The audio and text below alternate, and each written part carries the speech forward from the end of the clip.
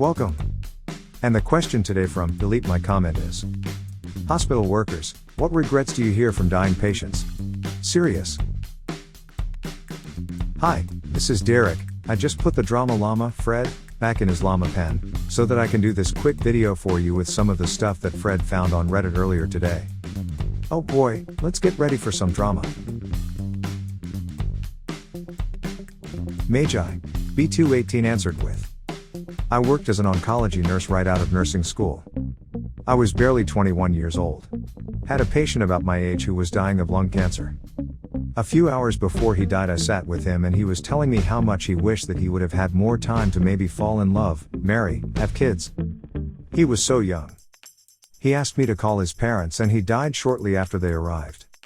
It was awful. His regrets were more about the life not lived. Many older patients had some interesting life stories, and most wanted to tell them before they died. Most were at peace with the life they lived. Many regretted working so much and not spending enough time with family. Viking 4 Life 2 followed up with: sometimes I feel my bones straining under the weight of all the lives I'm not living. Jonathan Safran 4, extremely loud and incredibly close. It Probably Dance chimed in with: and I don't know what the answer is to this constant problem. Pick one life and devote yourself to it. Do your best to try them all. Some weird shaky balance between those extremes. I don't know. English Linguist chimed in with: it's often said, you can do anything you want in life but you can't do everything. Ralph often answered with: in the ER it's not something most people see coming when they arrive, but it's usually the same regret when they are coherent. They all wish their family was there, which sucks even more lately with COVID since family can't come in initially. Or they cry out for their so in a panic. It's gotten to the point recently where we tell them so is right here with you. The look of relief on people's faces just hearing that gets me every time. People just want to not be alone at the end. Topinambor Rex followed up with: in a confession subreddit, a dude confessed how he was with a man. During his last moments he crashed his truck in the roadside. Op was behind him, called the urgencies.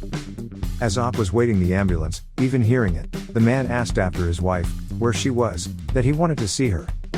Op tried to comfort the best he could, saying she was on her way. The man died when the ambulance arrived.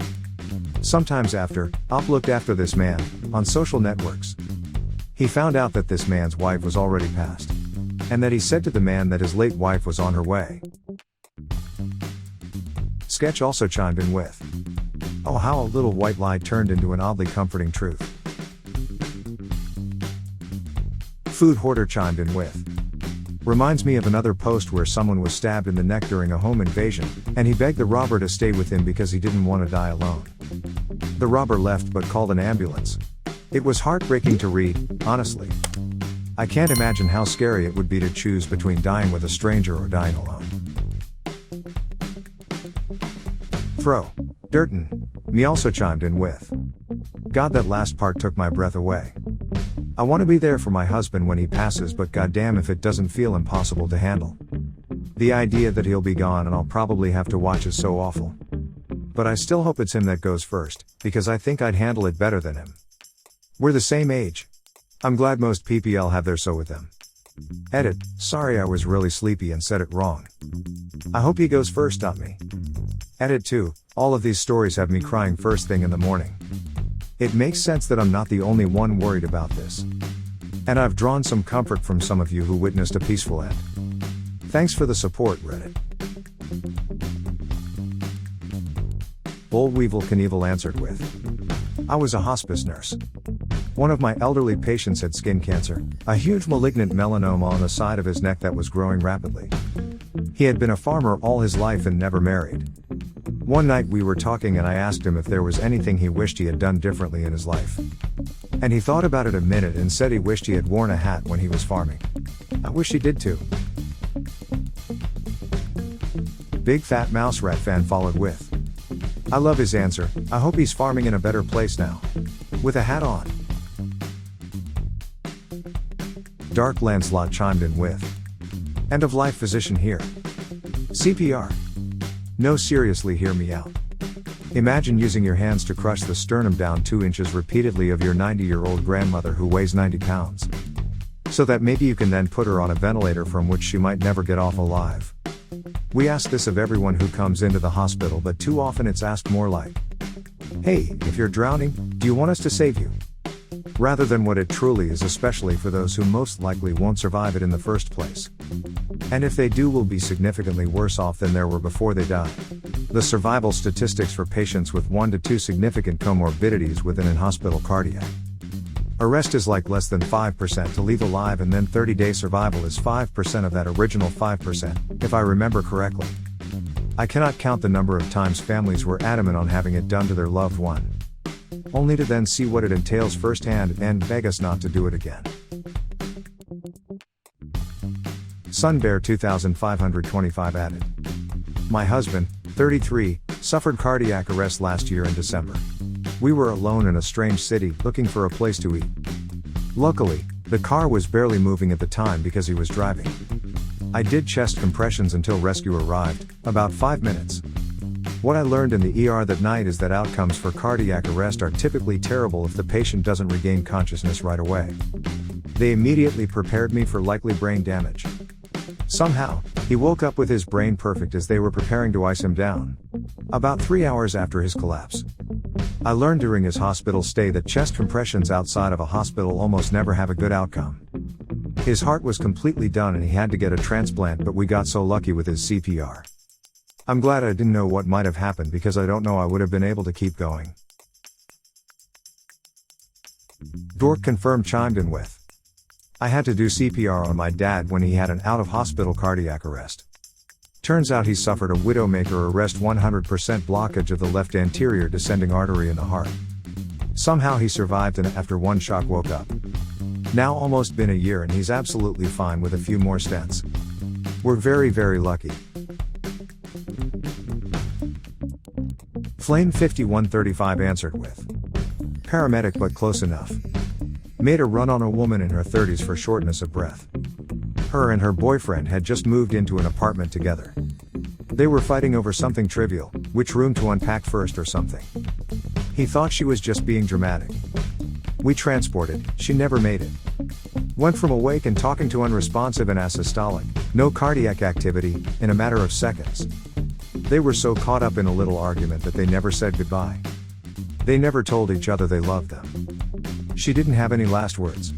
And honestly, that's even worse." Squishy Octopusy followed up with, "Back when I was a teenager, my brother and I were real close. We would watch scary things together, Ghost Adventures, Haunted, a bunch of other cheesy things.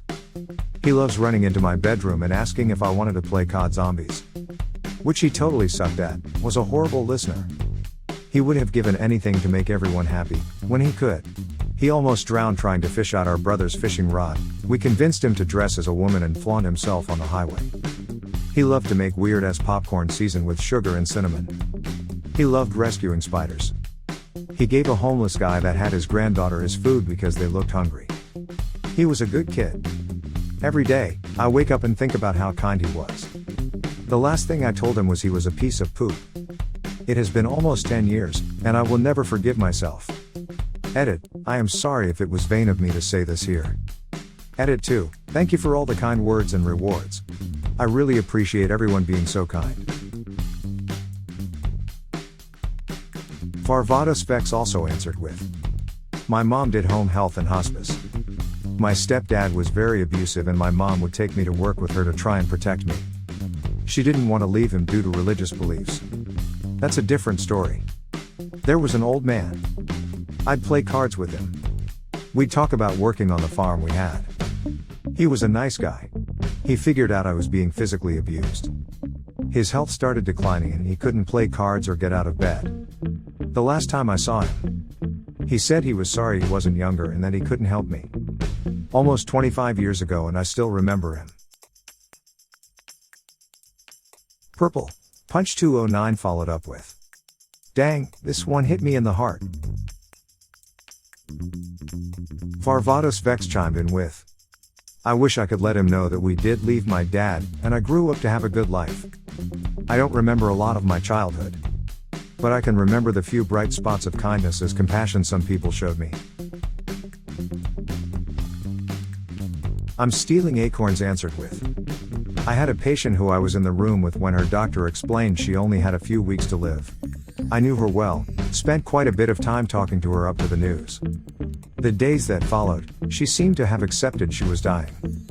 She lived this beautiful, independent, and successful life, maybe not money successful, but just plain happy. Anyways, when I was helping her to the tub on day 10 since receiving the news, she just broke down crying and couldn't stop crying about how much she wished she didn't put her dog down. Because they could have died together. Come to find out her dog was on his deathbed too. I guess she put her dog down a few days before going into the hospital. She knew her life was over, so she put him down first. She hated herself for it and for the fact she blew the opportunity for them to spend their last moments together. Really heartbreaking to watch, to hear that unfold. She passed early in the morning 2 days later. I took a couple of mental health days off after she passed and spent some time looking up dogs to adopt and new jobs to apply for. Ali Magrog followed up with, "Poor woman.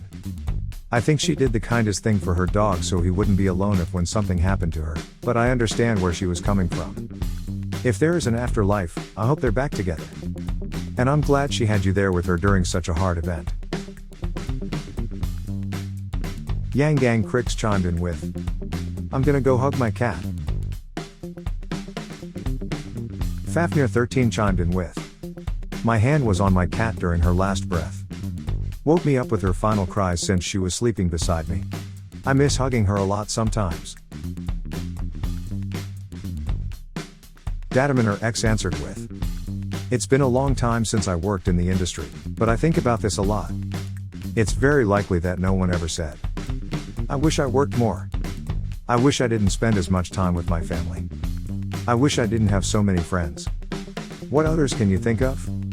Edit, my son once asked me, "If they could make you live forever, would you?"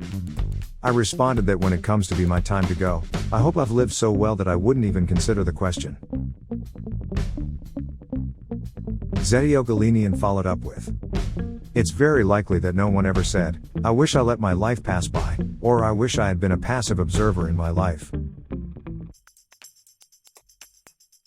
Why am I so awesome? 9 answered with, "I will add to this. At 22 I did a stint on a neuro ward, stroke patients. I hadn't had a stroke.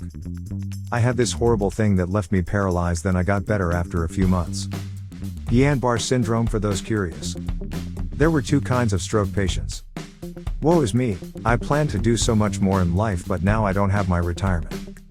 They were really hard to listen to and I have to say barely pushed themselves to improve in physio etc. Then the much more entertaining, this is just one more hurdle to overcome. My life has been filled with adventures big and small and I am determined to get back to it." They pushed themselves to recover a lot faster, and were able to laugh every day. She, Wolf04 answered with, "Some people just want you to let them go. I had a man with terminal cancer break down crying after his daughters left the room. Because they wanted him to keep fighting and he just wanted to rest and pass peacefully. Learn when to let go." DDLBRD followed up with, "My mom, a nurse, has seen this time and again. She wishes people would be more realistic and compassionate to the actual suffering their loved one is going through for a few extra days or hours." Moon Pixie answered with, "I worked in long-term care for 12 years. I remember a married couple that shared a room. She had cancer and kidney failure. I was helping her eat lunch one day with her husband sitting there with us. She looked like death, but her husband looked at her then at me and said, 'Have you ever seen a more beautiful woman?' I had to leave and go to the bathroom and cry. I cried for days every time I thought of what he said. I thought I would never know what it was like to be loved like that. I had been divorced for years. I couldn't even tell the story without tearing up." Footnote: I was divorced 23 years when I met Rod. Been together for 11 years. I know that love now. It's never too late. And finally, June, Cooper 1918 followed up with, "When I read this, I saw my husband.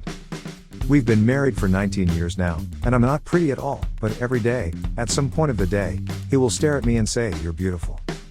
And several times along the day, He will say I love you. I haven't told you that for a while. I know I have a wonderful husband. But this made me cry because I could see us in your story. Well, there you have it. A perfectly great question answered by a bunch of fine and honorable citizens. Help support this channel by smashing the like and subscribe buttons.